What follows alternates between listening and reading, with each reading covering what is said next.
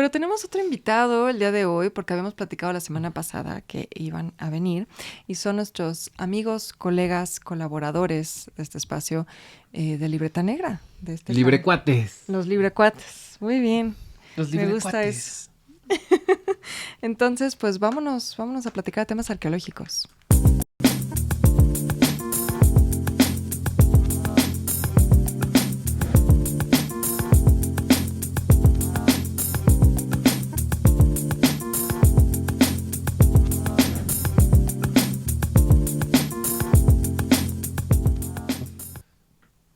Mi queridísimo Omar, bienvenido seas acá a este espacio, acá a tu casa, tu casa de la chisma. Tu casa es nuestra. Muchas gracias. Nuestra muy buenas casa noches. es tu casa. Exacto. Pues casi vecinos, además, Coyoacán. Además, Sí, aquí sí, a sí, tiro sí. de piedra estás. Exacto. Sí, a 2 vueltas de cuadra estamos ahí. Exacto. Aunque también tenemos que hablar de temas electorales, o que Coyoacán no sale muy bien librado, que digan. mano. No, Pero pero bueno. Coyoacán deja mucho que desear. Pero al menos nos Ese es libramos tema de para Cuadri. otra ocasión, sí. Nos libramos del señor Cuadri. Eso sí lo sabemos. Bueno, ya nos fumamos una gestión, ¿no? Sí. La anterior, pero bueno, 3 años no es una eternidad. Afortunadamente ya se zafó eso, pero pues hay reelecciones, ¿no? Y reelecciones Exacto. controversiales. Diría Sí. una famosa drag queen estadounidense. Choices. Choices. Oye, Omar, ¿pero qué nos traes? Cuéntanos. Pues mira, básicamente es el remix de la nota de la semana pasada. Porque... Sí, hablábamos de Tlatelolco, ¿no? Ajá. Exactamente, porque estas, siempre que se menciona la arqueología, Libreta Negra MX se materializa mágicamente Por para supuesto. estar al pendiente. ¿Alguien dijo Y arqueología? de hecho, justamente habíamos visto esa nota casi de manera inmediata y nos llamó mucho la atención por 2 cosas. Primero, porque pues también estaba como muy cercano que habían hecho unos programas en el foco y pues Así es siempre bueno saber que están investigando y que está vigente un proyecto arqueológico y que hay muchas novedades.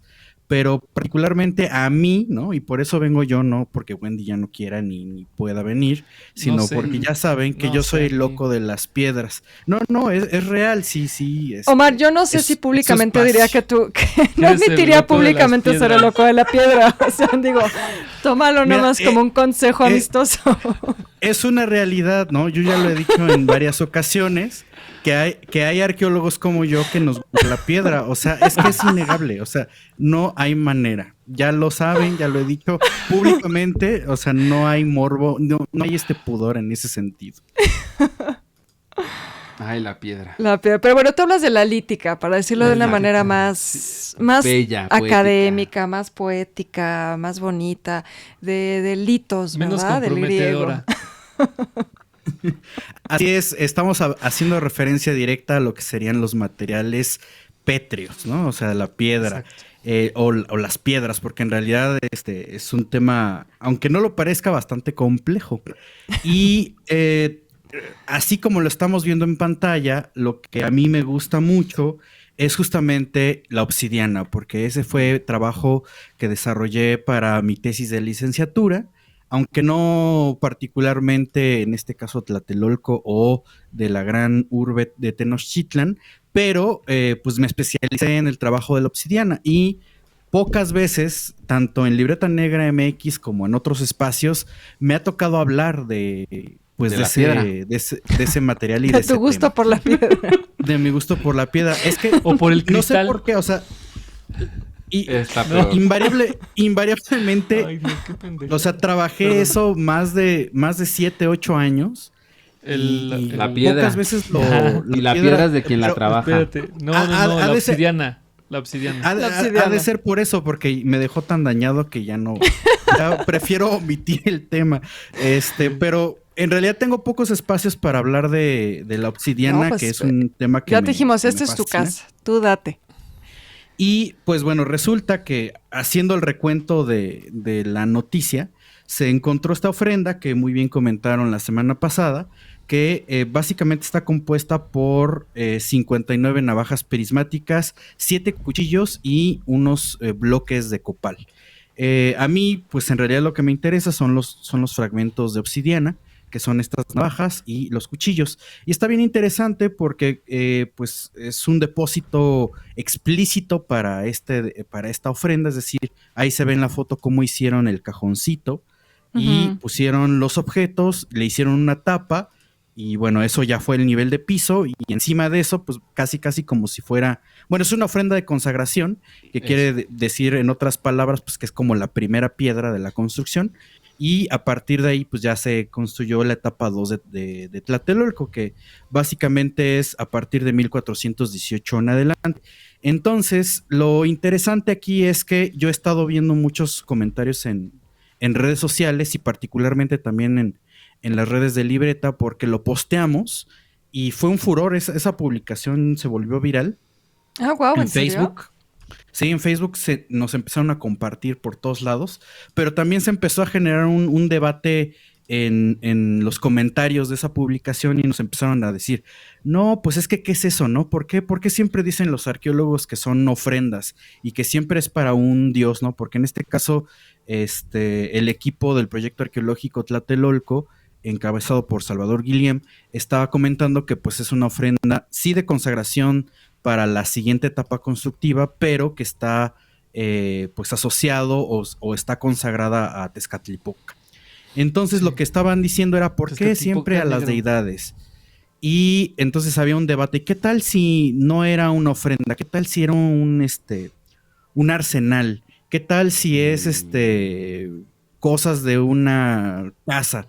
Y entonces a mí se me hace muy interesante porque muchas veces no se comenta mucho en primer plano lo que es el trabajo de obsidiana y todos los usos que tuvo en época prehispánica y también en época virreinal, por cierto, les paso un datazo cultural.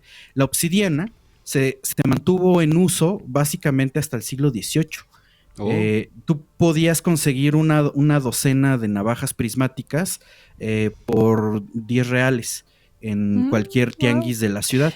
Y esto responde a dos cosas. ¿Qué uso tenía? Justo, te iba a decir, para usarlas que como cuchillos, para cortar, o sea, ¿cuál era el uso que se le daba? Es súper filosa la obsidiana. Exactamente, lo que pasa es que como los metales estaban en un momento en la Nueva España pues como regulados y no podían ser usados por la población indígena, pues entonces la población indígena seguía manteniendo el uso de estos materiales. La navaja prismática particularmente es un desarrollo, es una innovación tecnológica del ser humano que no tiene ni idea. O sea, estas cosas que son justamente los pedazos o fragmentos rectangulares que vemos en la fotografía, es una cosa que revolucionó básicamente la prehistoria de la humanidad. Y estoy haciendo referencia a la prehistoria de la humanidad porque en realidad no es una innovación de América. Las navajas prismáticas existen desde la prehistoria europea. Y es una cosa que es un simple cambio de manufactura.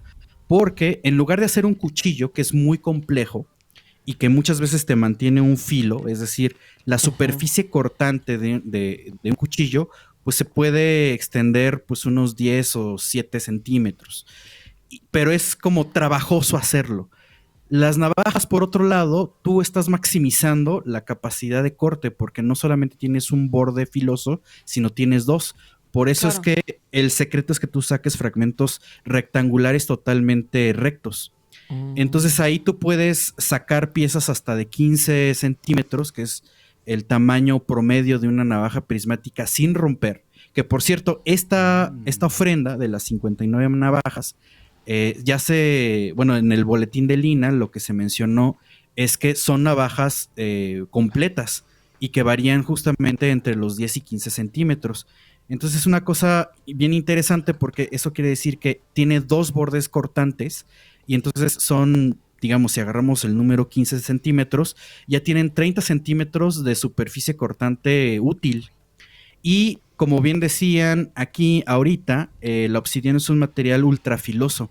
De hecho, es de los más filosos en la faz de la Tierra. Y esto tiene que ver porque en realidad no es una piedra. La obsidiana no es una roca, es un vidrio. Ajá. Es un vidrio volcánico. Y esto quiere decir que las estructuras cristalinas con las que se conforman básicamente todos los materiales de la Tierra, pero particularmente los pétreos, no se ordenaron en una estructura adecuada por el choque térmico que generó, por ejemplo, que la lava se enfriara de golpe y entonces se queda como en así raro, ¿no? Como en un twist de que tú te quedas congelado. Ajá. Y no, O sea, al a ver, contrario, no, no se cristaliza, se vitrifica.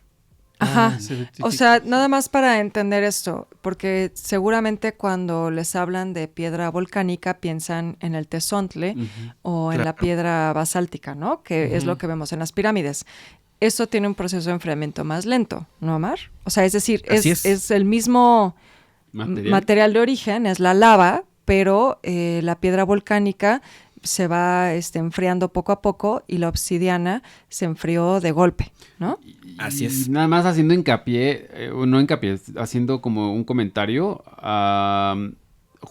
justo las culturas que habitaron el Valle de México o la zona de los lagos, un punto muy importante de su ubicación no solamente era la cuestión hídrica, sino también la disponibilidad de este tipo de materiales. Sí, o sea, básicamente la obsidiana, y aquí ojo con el dato, es el material que revolucionó la economía de la época prehispánica desde la época del preclásico, es decir, uno de los pilares económicos que tuvo las grandes urbes olmecas, por ejemplo, fue la distribución de la obsidiana. Aquí también un dato importante es que los yacimientos de obsidiana en México están muy bien identificados y están justamente en lo que es el cinturón transversal neovolcánico, que es justamente lo que conforma la Cuenca de México. Entonces, en este punto, el obsidiana de alta calidad se encuentra distribuida más o menos en lo que sería parte de Veracruz, que corresponde al Pico de Orizaba, a Hidalgo, Estado de México y algunas partes del norte de Puebla. Entonces, solamente la situación de ir, extraer la obsidiana, transportarla, distribuirla, usarla y desecharla, es lo que generó un motor económico desde básicamente el año 1500 antes de Cristo, para que se den una idea. Órale. Fíjate, esto que dices de las regiones donde se encuentra la obsidiana o estos yacimientos, Elisa Ruiz nos dice, en el rancho de mi mamá que está cerca de Tecuaque, que es Hidalgo, cada que aran la tierra... Tlaxcala. Tlaxcala, sí. Cada que aran la tierra salen fragmentos de chuzos de obsidiana. Tenemos una cesta llena de ellos y surgen más cada que llueve. Pues sí, Chuzos. eso justo está en la zona que dice Omar, ¿no? ¿Qué es un chuzo? Como pedacitos, fragmentos, supongo. Me Supongo imagino que que así no le había han de escuchado llamar. esa palabra, pero sí, Oye, Omar, sí debe ser pedacitos. Pero la obsidiana se podría utilizar para hacer cuchillos o el desgaste o no aguantaría el desgaste. Esa O sea, como esa es para una de las- cortar tu carnita o qué. Sí, fue Sí, una función, claro, sí. ¿no? O sea, había Claro. armas que tenían justo obsidiana. Claro, pero yo lo que me refiero es como un cuchillo para cocina profesional que es de uso constante. Ya. Sí, o sea, porque un arma, pues... Porque más allá del filo que es se rápido, desgasta en cualquier cuchillo, lo puedes volver a sacar filo. ¿La obsidiana aguantaría o se rompe o...? Entendí que en el pasado, pero te refieres a... No, ahorita. de hecho, es un material ligeramente frágil, pero la situación es que tú puedes aprovechar el filo cortante, digamos, mientras no se maltrate la pieza. Cuando se fractura o empieza a tener como, ahora sí que se mayuga el filo cortante, lo que se hace es cambiar la pieza, como si fuera... Bueno, eso es lo que hacían en época prehispánica, como si fuera una rasuradora de navajas intercambiables. Eso es lo que hacían. Por eso es que en depósitos arqueológicos se encuentran miles y miles de navajas prismáticas. Y esa es una de las maravillas de la obsidiana. Con la obsidiana hacían cualquier cosa en época prehispánica. La obsidiana se utilizaba de manera pulida para hacer esculturas, para hacer vasijas, como la vasija del mono de obsidiana que está Que es tan en la bonita sala esa vasija. mexica del Museo Nacional de Antropología. Utilizaban las navajas prismáticas en particular, eran instrumentos multimodales. ¿Esto qué quiere decir? Que tú los podías utilizar en contextos domésticos, es decir, literalmente estábamos viendo pues los utensilios de cocina. O sea, con esto sí se cortaba alimento, por ejemplo, pero también eran instrumentos que podían asociarse con industrias artesanales. Por ejemplo, Sagún, en sus relatorías, menciona que los artesanos maestros plumeros utilizaban y sacaban sus propias navajas para hacer los cortes específicos de las plumas y hacer sus arreglos plumarios. Entonces, ahí tú puedes ver desde el contexto doméstico hasta el contexto especializado artesanal o incluso en algunos casos como armamento. Y es diferente el uso que se le daba a las navajas que a los cuchillos. La otra parte de los usos de la obsidiana es que sí lo podías utilizar tal cual para la manufactura de armamento. Y aquí es donde regreso a los comentarios que nos encontramos en Facebook, porque aquí no puede ser como decían, un arsenal, porque tanto los tlatelolcas como los tenochcas tenían muy bien especializado su arsenal. O sea, literalmente sí tenían su arma de cargo. Si tú le preguntas a un soldado o a un policía hoy en día, te va a decir, yo utilizo, o sea, la corporación del ejército nos da esta arma y es el arma oficial del ejército mexicano. El ejército tenochca y tlatelolca tenía específicamente su punta de proyectil, que era la punta de proyectil oficial del ejército. Wow. Y en este caso no se encuentra ese tipo de cuchillos, que son los cuchillos foliaces, que básicamente es un óvalo puntiagudo, que ahí se ve también muy bien en la foto. Ven los que son las caritas. Ajá, como los que tienen las caritas, ¿no? Exactamente como los de Templo Mayor, que son como paleta payaso, que tienen sus ojos y su boquita. Con sus dientecitos. Y esos, la mayoría son de uso ritual, es decir, si tú los analizas, y lo han hecho varios arqueólogos, específicamente en Templo Mayor, se puede constatar de manera puntual con análisis de microscopía de barrido, es decir, grandes microscopios que de manera óptica le meten así un zoom súper potente, y se ha detectado que no tienen huellas de uso, es decir, los manufacturaban explícitamente para no hay desgaste ni nada. Exactamente, claro. no tienen por nada ejemplo, de uso. ¿Sabes qué me llama mucho la atención ahorita que dijiste lo de los artesanos de plumaria? Que me parece que también identificaron que ya esas navajas han de haber sido súper filosas y súper bien cuidadas, porque el trabajo de plumaria era muy valorado en esa época. Entonces imagínate que echas a perder unas plumas de quetzal. Además que solo tienen dos, no manches. Ajá. Exactamente, de porque hecho solo se usaban las dos de la colita, ¿no? O sea, era como usar un cúter, un bisturí. Ajá. Sí, y de hecho, si nosotros vemos el catálogo de los cúteres actuales, hay un cúter específico para cualquier tipo de corte. O sea, pensé que de obsidiana, evidente. Las navajas de obsidiana hay diferentes tipos. O sea, no es como. Por eso decía que me emociona el tema, porque no había tenido como tantos espacios para conversarlo. Porque hay algo que casi no se comenta. Que existen diferentes tipos de navajas prismáticas. O sea, como que cuando salen las noticias, como en este boletín, de repente leemos navajilla prismática y ya como en automático tenemos una sola imagen. Pero resulta que desde la época preclásico, pasando por Teotihuacán y posteriormente Tlatelolco, Tenochtitlan, se ha detectado que hay que hay una variedad de navajas. Por ejemplo, Sagún reporta que los artesanos plumeros sacaban una navaja con una forma específica, que era la que usaban para no maltratar las plumas.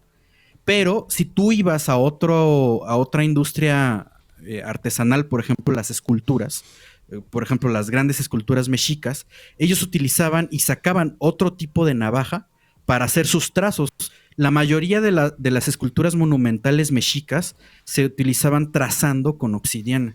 Órale. Es decir, Eso primero es un trazaban, gran o sea, dato. hacían como el borrador y ya después empezaban a desbastar. Entonces, Wow.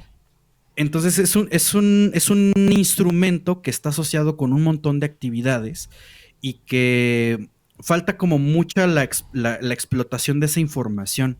O sea, somos poca gente en México y en el mundo que trabaja los materiales pétreos y Qué chido. particularmente la obsidiana. Ay, miren qué especial soy. No, no es Ajá. cierto. Casual.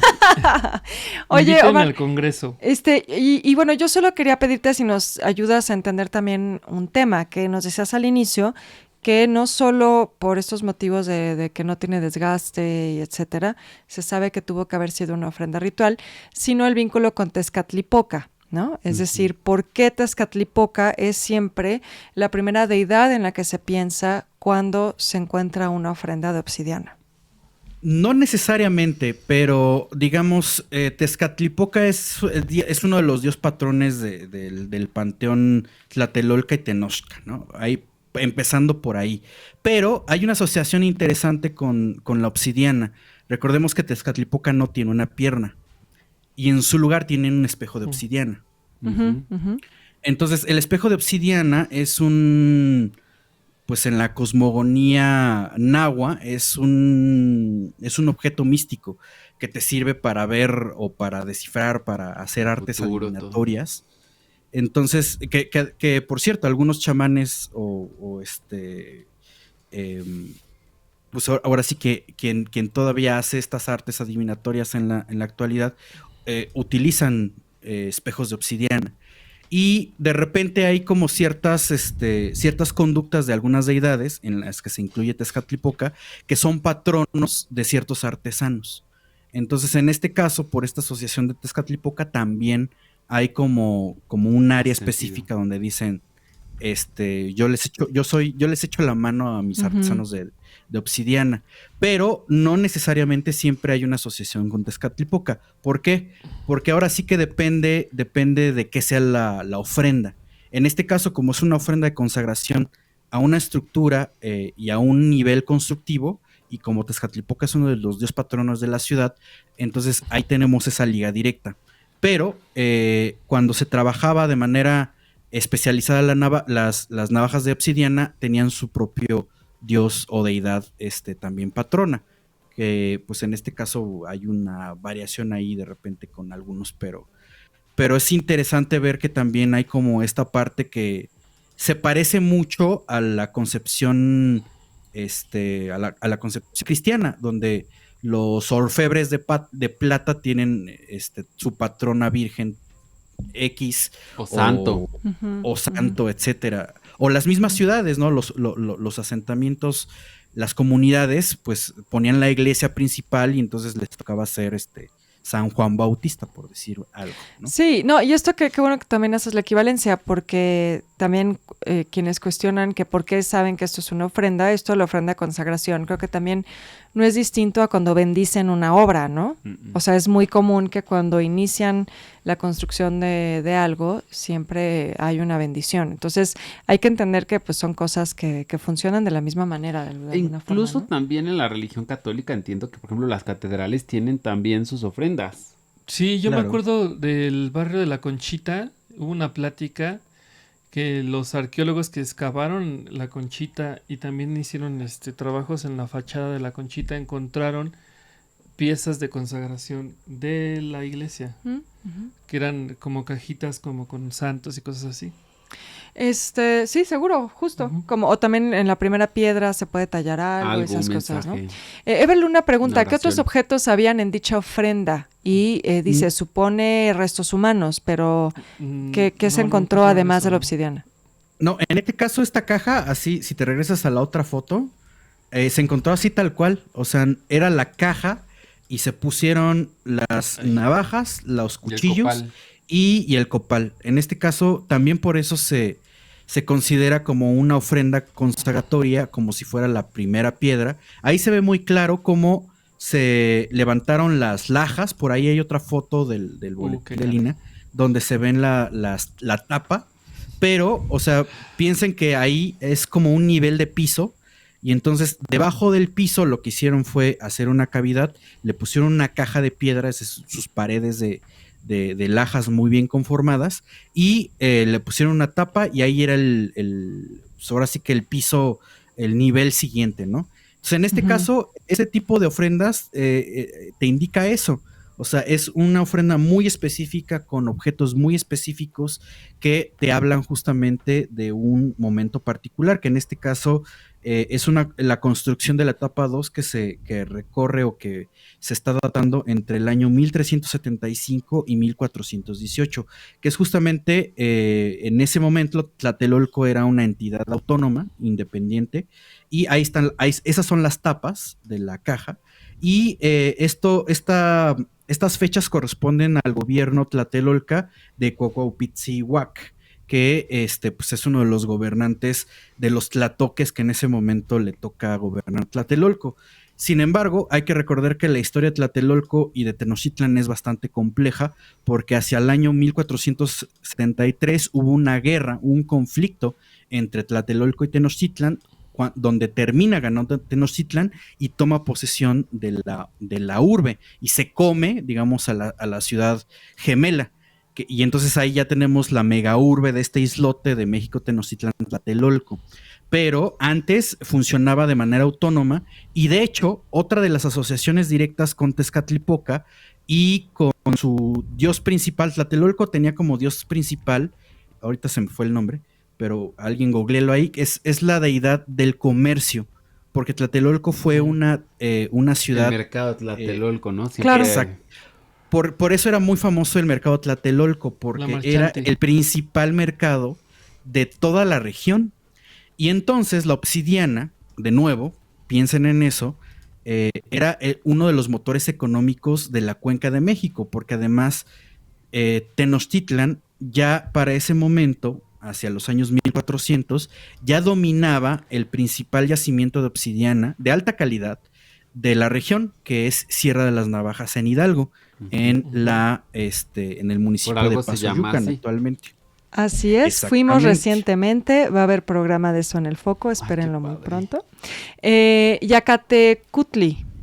Yacatecutli, exactamente. Yacatecutli. La deidad del comercio.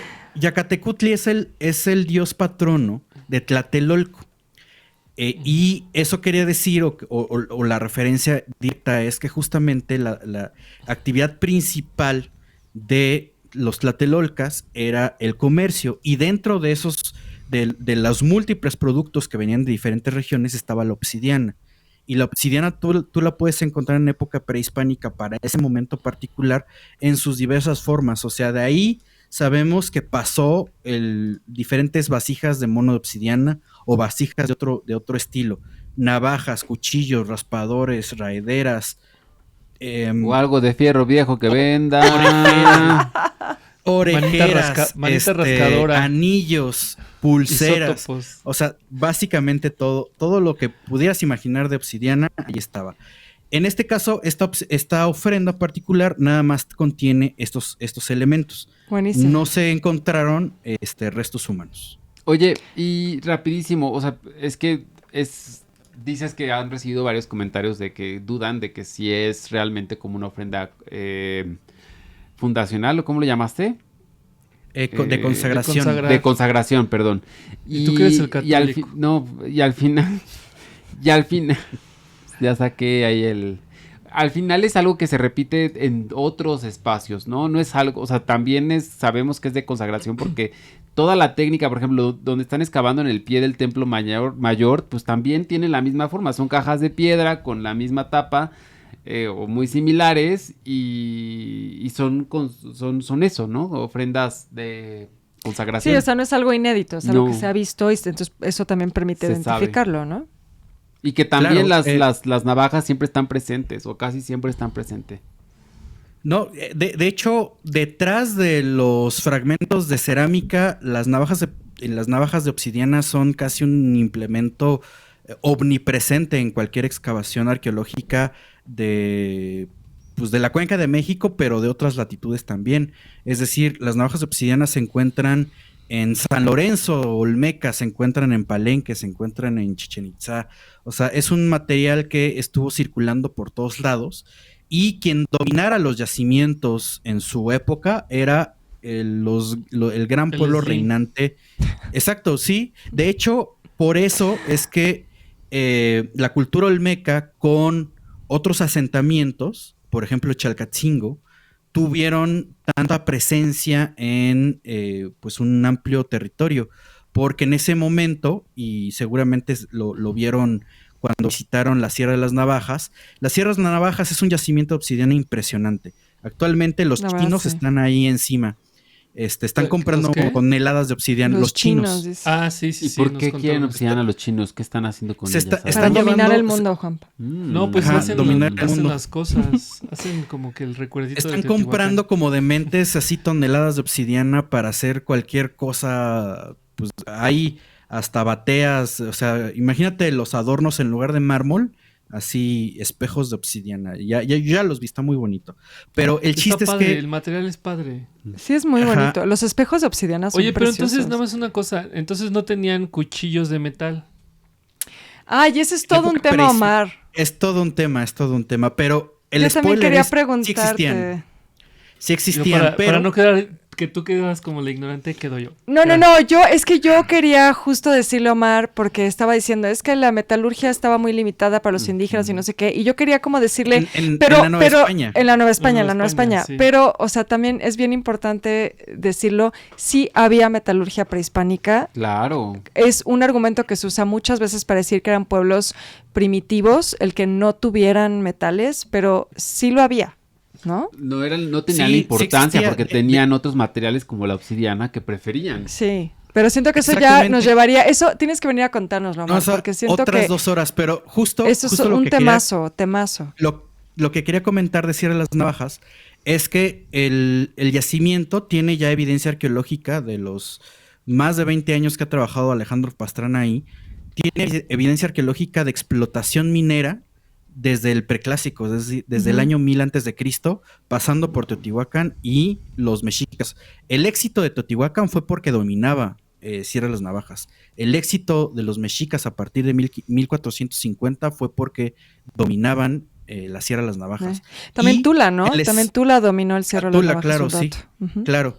Y el spoiler es que sí existía la metalurgia, pero aplicaban la de... Si algo funciona, no lo cambies. Entonces, la obsidiana funcionaba tan bien que preferían no cambiarlo. Pero aquí viene un datazo cultural impactante. En excavaciones de una de las provincias mexicas en el estado de Morelos, que sería la parte cercana y alrededor aledaña de Cuernavaca, se detectaron unidades habitacionales, es decir, casas de la gente común y corriente, de los macehuales, pues para terminar pronto. Y así como encontraron toneladas de navajas prismáticas, cuchillos de obsidiana, encontraron un implemento que también estaba presente en todas las casas, que eran agujas de metal. Las agujas de metal las utilizaban para tejer y para coser. Y estaba, o sea, es un marcador, o se empezó a utilizar como un marcador económico de que tú tenías navajas prismáticas y estas agujas de metal como si tuviéramos actualmente nuestra vajilla de plástico. O sea, una cosa bien común. Órale, qué interesante. Sí, creo que eso es importante mencionarlo y a ver si luego vienes a contarnos, porque a mí me choca mucho y lo he escuchado, tú recordarás quién, pero lo he escuchado de historiadores pues con doctorado, decir cosas así como... Delfín. Recordemos que no tenían metal y por lo tanto eran culturas primitivas. Y es como, ¡ay, no puede ser! Señor, ya siéntese. O sea, conocían cómo trabajar el oro. Claro, claro. Y hay otros muchos metales. Escogían otra cosa. Les gustaba la piedra, como como acá. Como acá. Yo propongo que junio, mes de la piedra, y tengamos a Omar hablándonos de la piedra cada jueves durante el mes de junio. Me parece muy bien. Oye, pero esperen. El mes de junio no es de la piedra, aunque me pese en el corazón.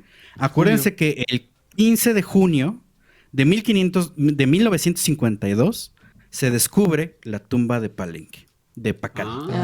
Entonces, junio es el mes de Palenque.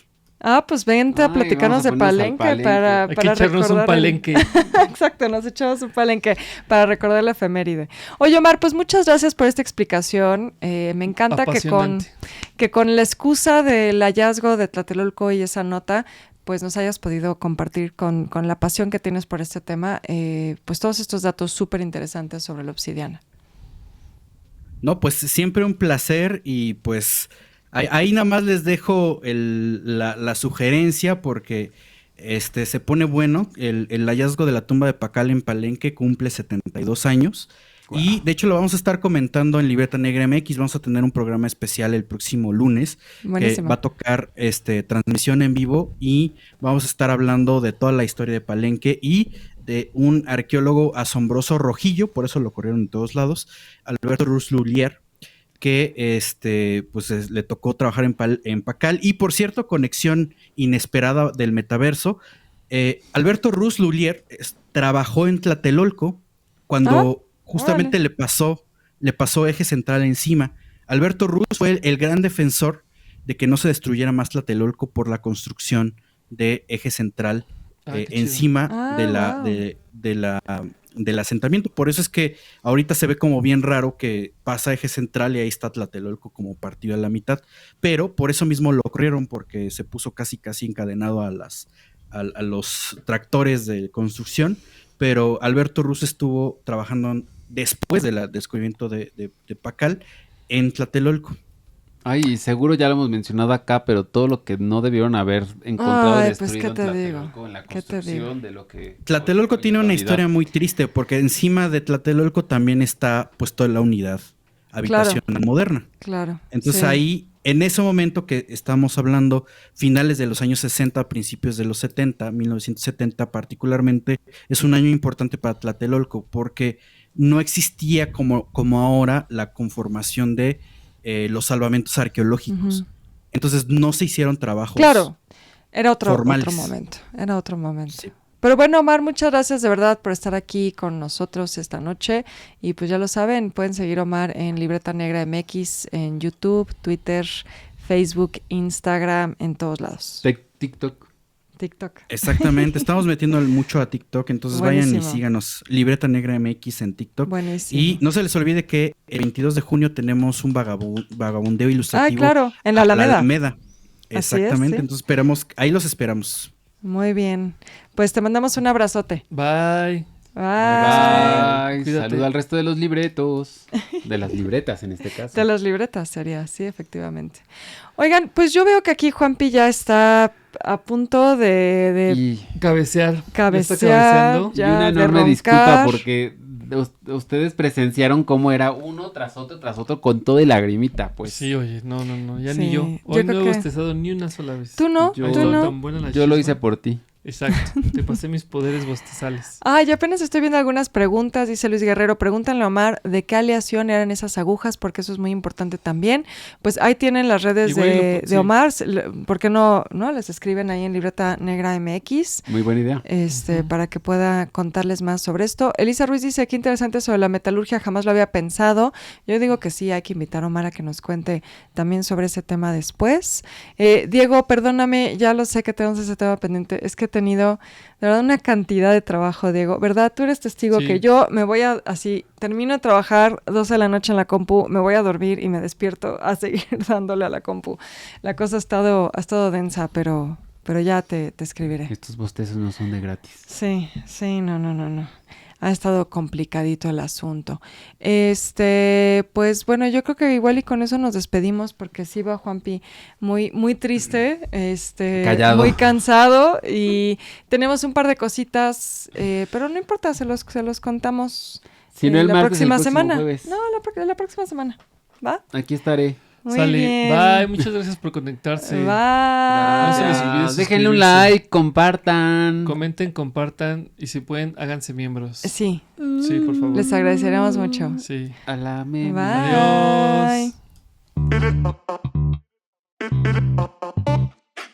Adiós.